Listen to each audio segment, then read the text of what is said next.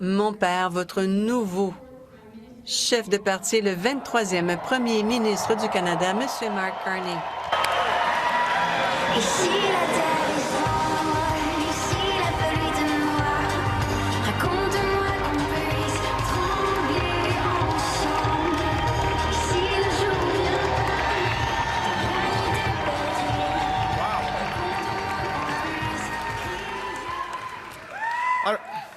Prime Minister. Premier ministre, on devrait tout simplement passer à la prochaine génération. Wow. This room. Il y a tellement d'énergie dans cette salle.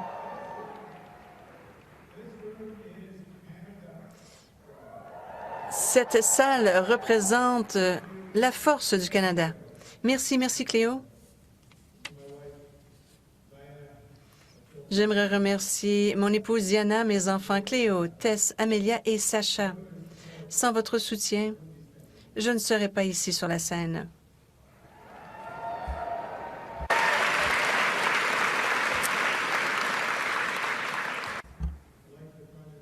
Et comme le premier ministre, sans votre exemple, je n'aurais pas de but. D'autre part, sans votre amour, je n'aurais pas la force pour affronter ce qui nous attend.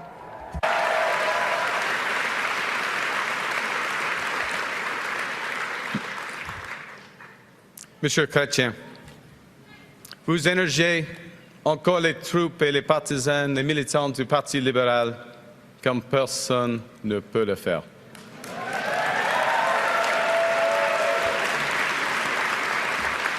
Vous avez marqué l'histoire en prenant des décisions courageuses.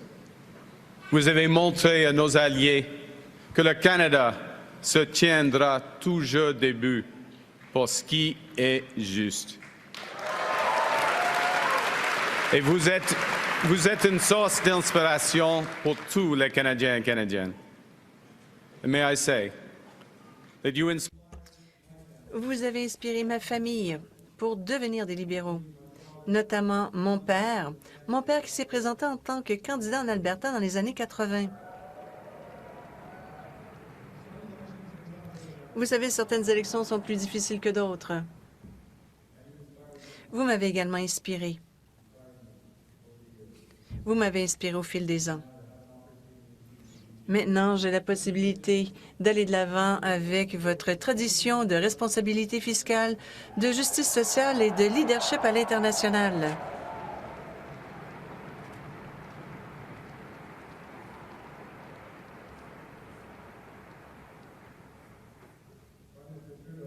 Monsieur le Premier ministre Trudeau, j'ai malheureusement pas assez de temps pour reconnaître toutes vos réalisations.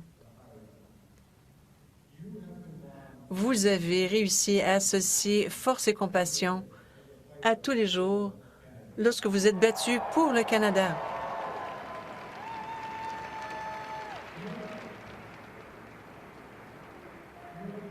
Vous étiez à la tête du pays lors des défis les plus difficiles que nous ayons pu affronter. Et en même temps, vous avez transformé le Canada, bien transformé notre pays, en sortant de centaines de milliers d'enfants de la pauvreté, en faisant vraiment avancer la réconciliation et en défendant la liberté et la démocratie toujours ici et ailleurs dans le monde. C'est vrai. Monsieur le Premier ministre, je parle pour tout le monde en vous remerciant pour votre travail acharné, comme Ella Grace l'a mentionné, votre travail acharné, votre leadership et pour votre service à notre grand pays.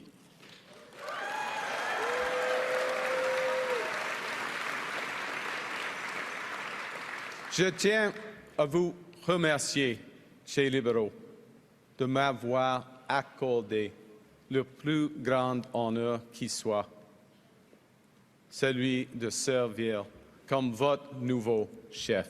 Merci.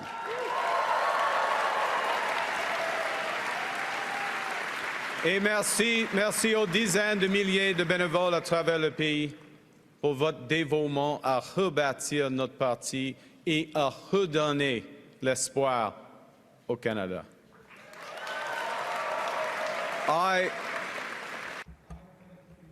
Je vous promets, et je promets à tous les Canadiens et les Canadiennes, que je suivrai leur exemple. Je travaillerai jour et nuit avec un objectif, soit de bâtir un Canada plus solide pour tous.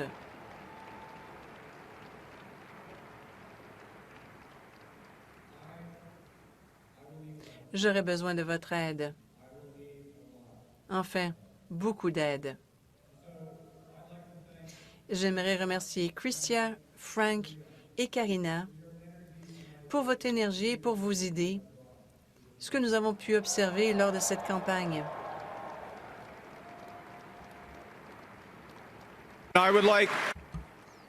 J'aimerais également remercier les ministres qui ont continué de desservir les Canadiens à ce moment de grand péril.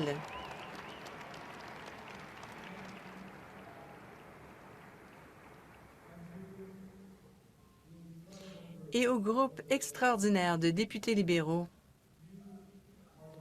vous êtes la voix de vos communautés et vous êtes la conscience de notre parti.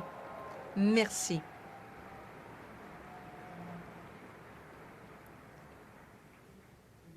Juste pour vous donner une petite idée du service, j'aimerais citer un message que moi et que mes collègues, que nous quatre avons reçu de la part de Bob Zettel. Bob, alors,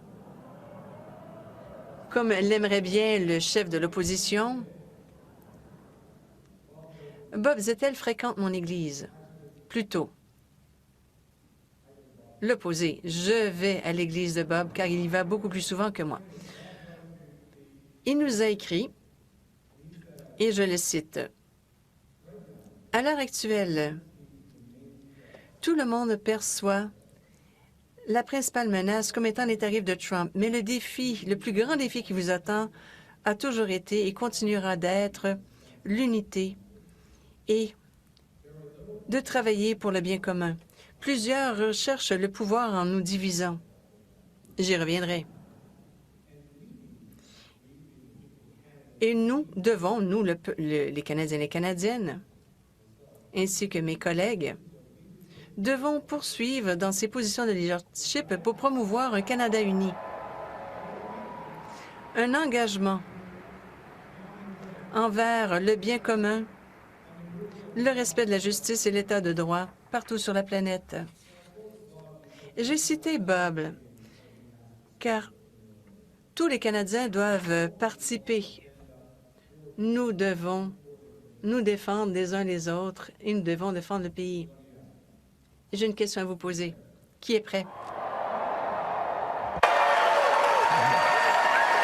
Who's ready to stand up for Canada with me? Qui est prêt à défendre le Canada avec moi? Vous tous, n'est-ce pas? Oui. Le Parti libéral est uni et fort et prêt à se battre pour bâtir un pays encore meilleur.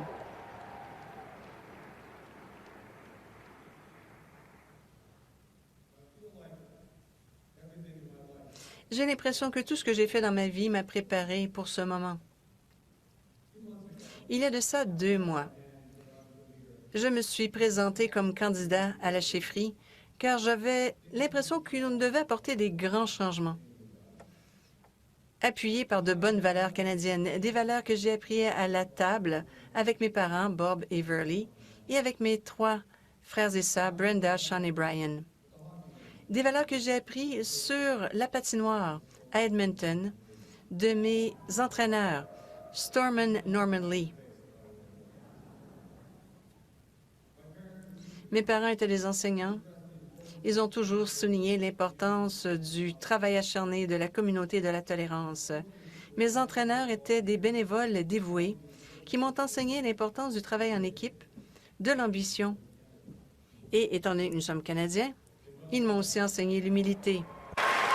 Des bonnes valeurs, des valeurs canadiennes. Je les ai emportées avec moi à l'université. Je les ai gardées près de moi en gérant des crises ici au Canada et ailleurs dans le monde. Ces mêmes valeurs m'ont guidé dans mon travail pour bâtir des économies fortes. Et aujourd'hui, je m'y accroche alors que nous faisons face à la crise la plus grave de notre génération.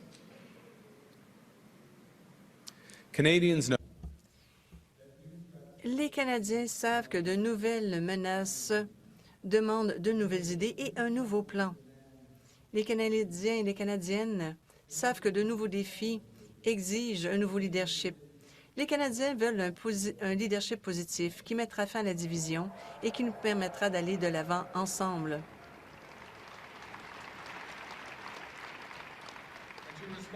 Pour ce faire, mon gouvernement ira de l'avant avec un plan afin d'avoir une économie plus solide, de créer de nouvelles relations commerciales avec des partenaires fiables, ainsi que de sécuriser nos frontières. Pour être clair, ça demandera des changements, de grands changements. Mais je sais que les Canadiens et Canadiennes sont prêts. Ils me le disent à travers le pays. Les gens veulent le changement parce qu'ils sont inquiets. Ils s'inquiètent de le coût de la vie et de la crise de logement. Ils s'inquiètent pour l'avenir des jeunes.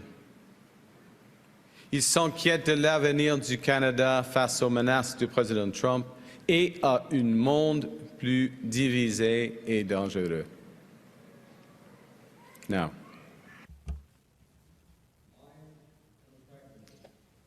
je suis par-dessus tout un pragmatiste. Lorsque je m'aperçois que quelque chose ne fonctionne pas, je le changerai. Mon gouvernement éliminera immédiatement la taxe sur le carbone qui divise les familles, les agriculteurs et les petites et moyennes entreprises. Nous mettrons fin à la taxe sur les gains en capitaux. Nous devons donner des incitatifs à ceux qui prennent des risques et les récompenser lorsqu'ils réussissent.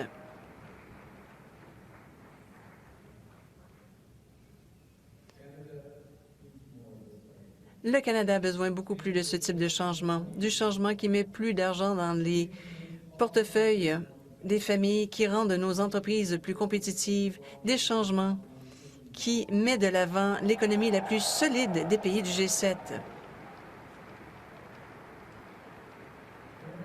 Cependant, il y a une personne qui essaie de faire le contraire, qui essaie d'affaiblir notre économie.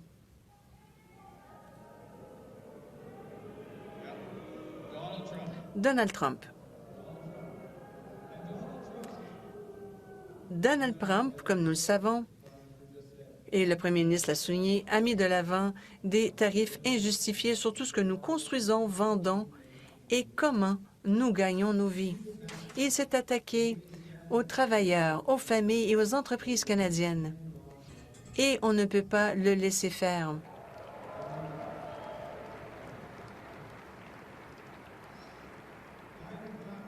Je suis fière de la réaction des Canadiens et des Canadiennes.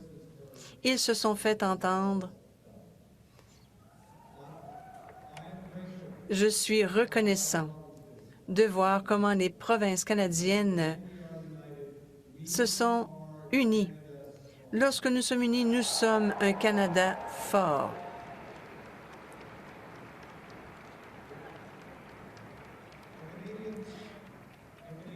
Le gouvernement canadien est allé de l'avant avec ses mesures de représailles. Nous avons nos propres tarifs. Cela aura une incidence importante aux États-Unis avec peu de répercussions ici au Canada. Nous maintiendrons ces tarifs jusqu'à ce que les Américains nous fassent preuve de respect.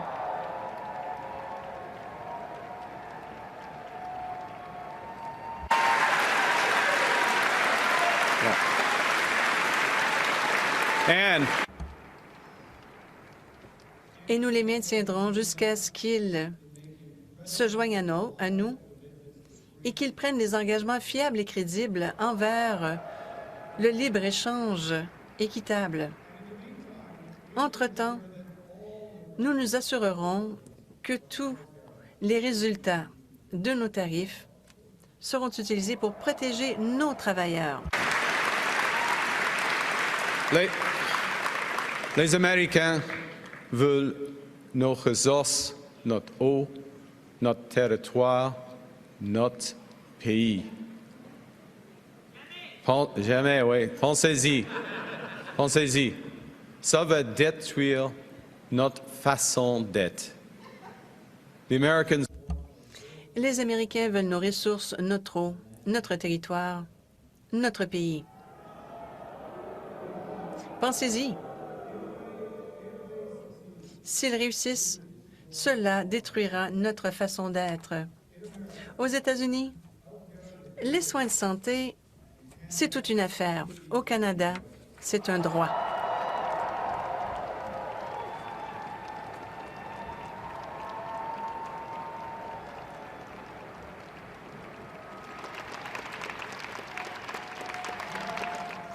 Les États-Unis est un mélange de plusieurs personnes et le Canada est en fait une mosaïque. Aux États-Unis, on ne reconnaît pas les différences. On ne reconnaît pas les Premières Nations. Et il n'y aura jamais de droit à la langue française. La joie de vivre, la culture et la langue française font partie de notre identité. Et il faut les protéger, il faut les promouvoir.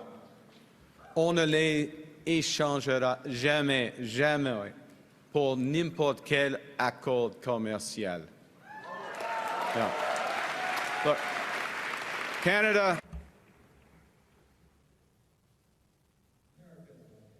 Les États-Unis, ce n'est pas le Canada. Et le Canada ne fera jamais partie des États-Unis d'une façon ou d'une autre.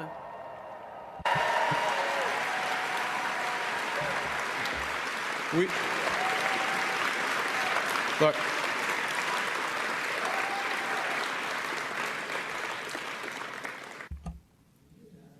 Nous n'avons pas choisi de les affronter. Mais les Canadiens sont toujours prêts lorsque quelqu'un rentre dans le ring. En commerce, tout comme au hockey, le Canada l'emportera. Aux Américains, je vous dis, comme au hockey, nous allons gagner.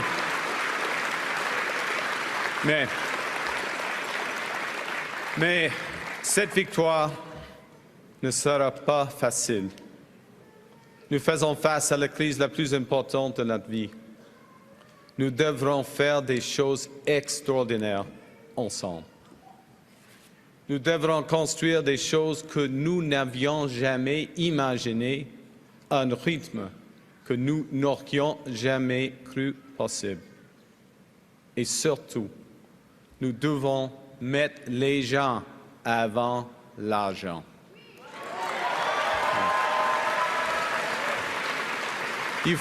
Il faut s'unir pour bâtir le pays le plus fort, le plus juste et le plus libre du monde. Now,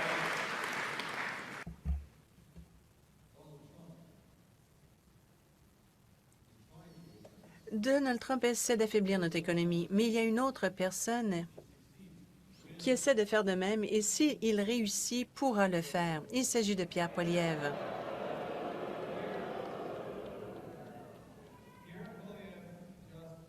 Pierre Poilievre ne le comprend pas. Il est un politicien de carrière et j'en ai vu partout sur la planète.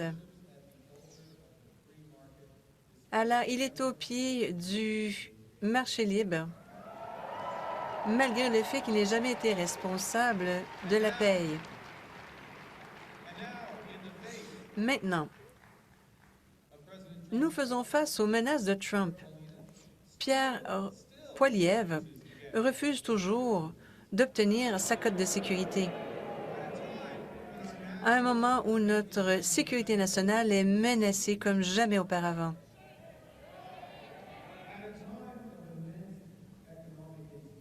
Nous faisons face à une insécurité économique et il veut saper la Banque du Canada. M. Poilievre veut fermer Radio-Canada et CBC. Ouais. À un moment où la désinformation et l'ingérence étrangère sont en plein essor.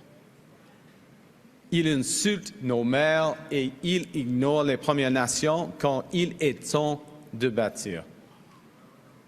Il mettra fin à l'aide internationale, alors que la démocratie et les droits de la personne sont en péril à travers le monde. Et il laissera notre planète brûler. Pierre Poilievre laissera notre planète brûler. Ce n'est pas faire preuve de leadership, c'est une idéologie. Une idéologie qui trahit les valeurs canadiennes. Il s'agit d'une idéologie qui représente une incompréhension de base du fonctionnement de l'économie. À l'opposé de Pierre Poilievre, j'ai en fait travaillé dans le secteur privé. Et je sais comment le monde fonctionne et comment on peut mieux le faire fonctionner pour nous tous. Cette connaissance et cette expérience est très pratique maintenant au service des Canadiens.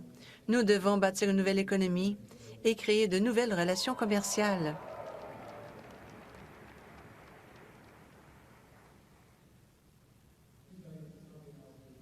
J'aimerais rajouter, voici ce que Pierre Poilievre ne sait pas. Je sais que les marchés n'ont pas de valeur, les gens en ont. Et nous savons qu'en tant que libéraux, il nous incombe de faire fonctionner les marchés afin que cela fonctionne pour nous tous. Les marchés sont les outils les plus puissants que nous ayons jamais inventés. Cela nous aide à trouver des solutions aux problèmes les plus importants. Lorsque les marchés fonctionnent bien, cela crée de bons emplois et une bonne croissance. Mais les marchés sont aussi indifférents à la souffrance humaine et aveugles aux plus grands besoins. Lorsque il n'y a pas de gouvernance, il y aura une grande richesse pour quelque peu et de moments très difficiles pour le reste. Dans le cadre de cette crise, nous devons aider ceux qui sont le plus durement touchés par les tarifs, alors que nous consolidons ce que nous faisons ici à la maison. C'est la bonne chose à faire. C'est ce que les Canadiens font et c'est ce qui fait de nous un pays solide.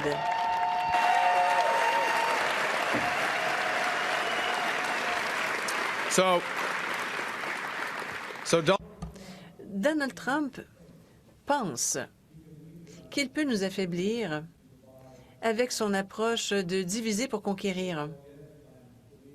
Le plan de Pierre Poilievre nous divisera et nous serons prêts à être conquis. Pour une personne qui vénère Donald Trump, s'agenouillera devant lui plutôt que de l'affronter.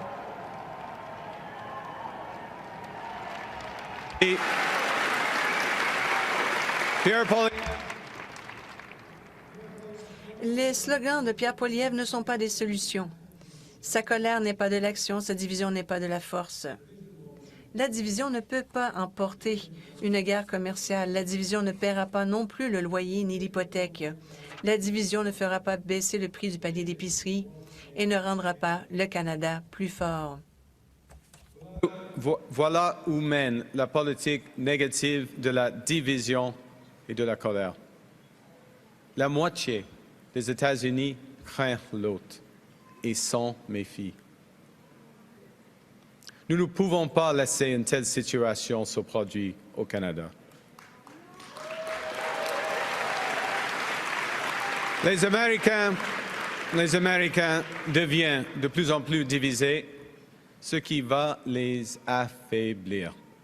Et nous gagnerons cette bataille si nous sommes unis et forts. Ouais, on peut se disputer au sujet de la politique. On peut se disputer à propos de hockey. On peut même être une fan des Oilers à Ottawa. C'est un pays libre.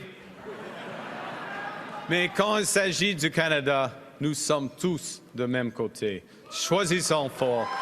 Canada fort. Now,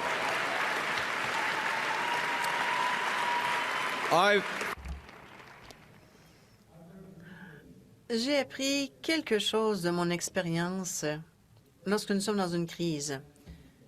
Le premier, c'est qu'un plan ne peut pas battre un autre plan et nous devons faire la différence entre ce que nous pouvons changer et ce que nous ne pouvons pas changer. D'une part, on ne peut pas changer Donald Trump. Nous devons comprendre ce que nous pouvons et devons changer. Nous sommes maîtres chez nous. And we can. Étant donné que nous sommes maîtres chez nous, nous pouvons contrôler notre destinée économique avec un plan qui met plus d'argent dans vos poches. Un plan qui s'assurera que votre gouvernement dépense moins afin que le Canada puisse investir davantage. Un plan qui permettra la construction de millions de maisons, qui fera du Canada une superpuissance énergétique. Un plan qui créera de nouveaux corridors. Un plan qui créa de nouveaux corridors commerciaux avec des partenaires fiables. Un plan qui créera une économie canadienne et non pas 13. Au Canada, nous sommes plus forts lorsque nous sommes unis. Nous pouvons nous redonner beaucoup plus que ce que Donald Trump peut nous enlever.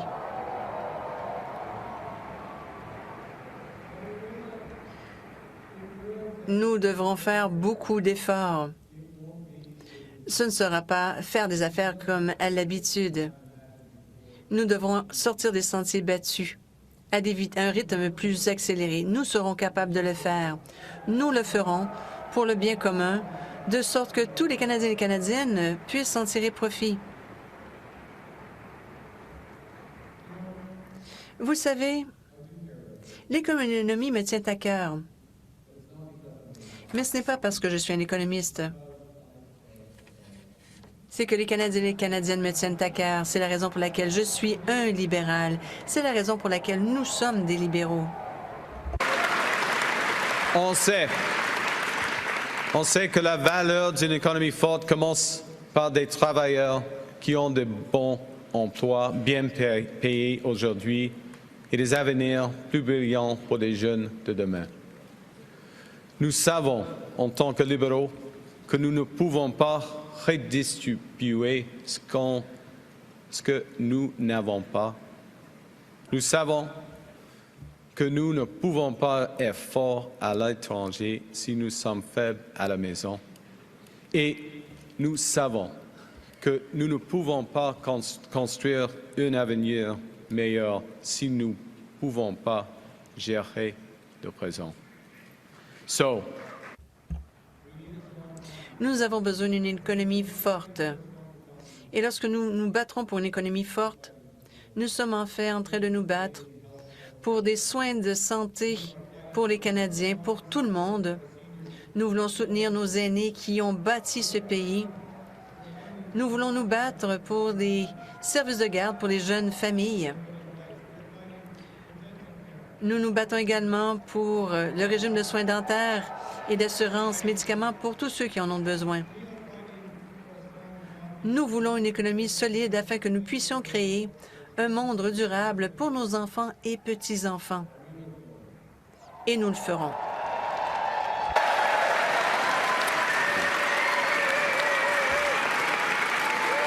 Well, thank you.